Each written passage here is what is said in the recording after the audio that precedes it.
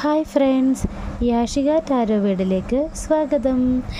നമ്മൾ ഇന്ന് നോക്കാൻ പോകുന്നത് എന്താണ് നിങ്ങളുടെ പ്രണയ ജീവിതത്തിൽ അടുത്തതായി വരാൻ പോകുന്നതെന്നാണ്. അതിനായിട്ട് ഞാനിവിടെ കുറച്ച് സ്പ്രെഡുകൾ എടുത്ത് വെച്ചിട്ടുണ്ട്. അതിൽ നമുക്ക് ആദ്യം കിട്ടിയിരിക്കുന്ന കാർഡ് എന്ന് പറയുന്നത് 2 ഓഫ് പെൻറ്റക്കിൾസ് ആണ്.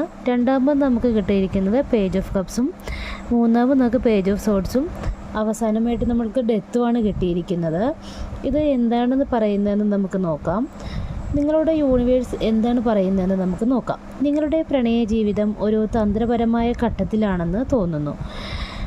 നിങ്ങൾ വികാരങ്ങൾ, തിരഞ്ഞെടുപ്പുകൾ അല്ലെങ്കിൽ 2 ആളുകളെയോ മുൻഗണനയോ പോലും സന്തുലിതമാക്കുന്നുണ്ടാകാം. കപ്പുകളുടെ പേജ് ഒരു പ്രണയ ജിജ്ഞാസയുടെയോ വൈകാരിക തുറന്ന മനസ്സിൻ്റെയോ ഒരു ബോധം കാണിക്കുന്നു.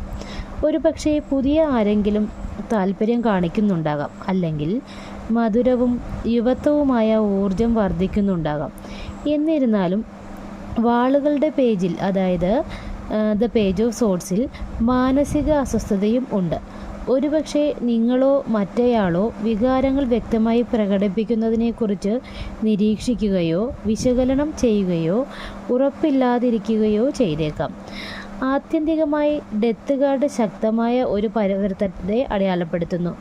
ഒരു പഴയ പാറ്റേൺ അല്ലെങ്കിൽ ബന്ധം, അതുമല്ലെങ്കിൽ ചിന്താഗതി, പുതിയ എന്തെങ്കിലും ഉണ്ടാക്കൽ അവസാനിക്കുന്നു. അത് തീവ്രമായി തോന്നിയേക്കാം, പക്ഷേ അത് വളർച്ചയും പുനർജന്മവും കൊണ്ടുവരുന്നു.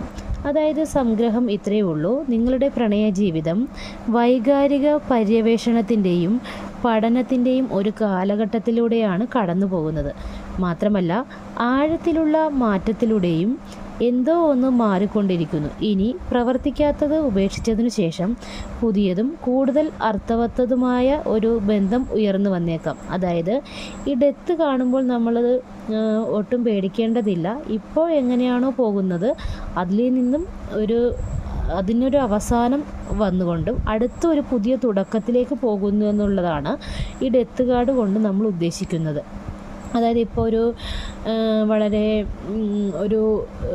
സങ്കടകരമായ കാര്യങ്ങളിലൂടെയാണ് കടന്നു പോകുന്നതെങ്കിൽ ആ ഒരു സിറ്റുവേഷൻ അവസാനിച്ചുകൊണ്ട് ഇതിലേക്കൊരു പുതിയ തുടക്കം കുറിക്കുന്നു. ചിലപ്പോൾ നല്ല സന്തോഷകരമായിട്ടുള്ളൊരു ലൈഫിലേക്കായിരിക്കാം പോകുന്നത് എന്നാണ് ഡെത്ത് കാർഡ് വരുമ്പോൾ നമ്മൾ മനസ്സിലാക്കേണ്ടത്. ഇതാണ് ഇന്നത്തെ എൻ്റെ റീഡിംഗ്. എൻ്റെ റീഡിംഗ് ഇഷ്ടമായിട്ടുണ്ടെങ്കിൽ എൻ്റെ ചാനൽ സബ്സ്ക്രൈബ് ചെയ്യുക, ലൈക്ക് ചെയ്യുക, ഷെയർ ചെയ്യുക. താങ്ക്